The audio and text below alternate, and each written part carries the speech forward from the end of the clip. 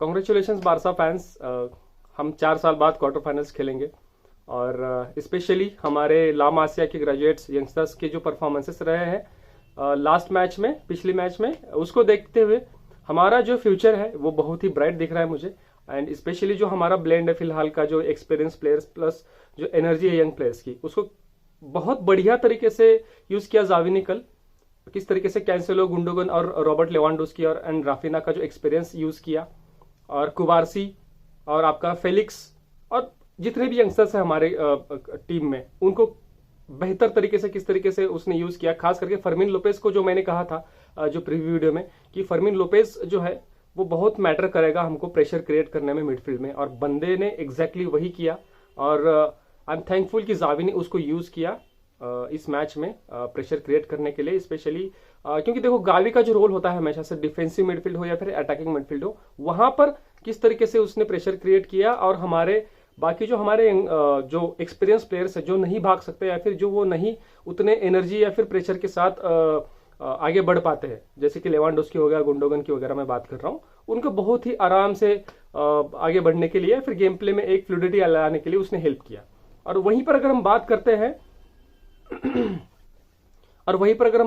Player wise, तो मुझे कुंडे का, अराहो का, स्पेशली कुबारसी का और कैंसेलो का डिफेंसिव लाइन बहुत ही तगड़ा और स्ट्रांग खेली है। स्पेशली कुबारसी का man of the match performance हमने देखा है।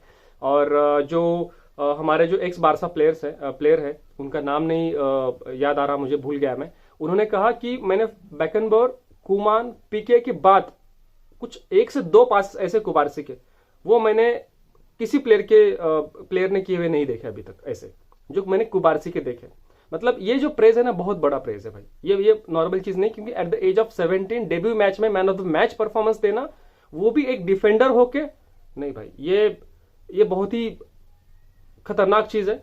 तो मैं इतना तो कह सकता हूं कि जितने भी हमारे डिफेंडर्स हमने बाहर से लाए हुए, अराहो हो गया, कुबारसी हो गया, या फिर आप अराहो हो गया और कुंडे हो गया, उनके साथ जो हम हमारे यंगस्टर्स को जब पेयर करेंगे, चाहे डिफेंस में हो या फिर आपके मिडफील्ड में या फिर अटैक में हो, वो हमको दिखाई दे रहा है किस तरीके से हम किस डायरेक्शन में जा रहे हैं, है ना। जावी यंगस्टर्स के ऊपर ट्रस्ट नहीं करता था, उसको गलतियां समझ में आई, धीरे धीरे जाकर होम गेम्स हो, डोमेस्टिक गेम्स हो या फिर यूरोपियन गेम्स में, क्योंकि यूरोपियन गेम्स में आपको टेक्निकलिटी के साथ साथ फिजिकलिटी भी आपको रखनी होती है, क्योंकि आपको प्रेशर क्रिएट करना होता है, आपको फिजिकली स्ट्रॉन्ग प्लेयर्स को आपको हैंडल करना होता है।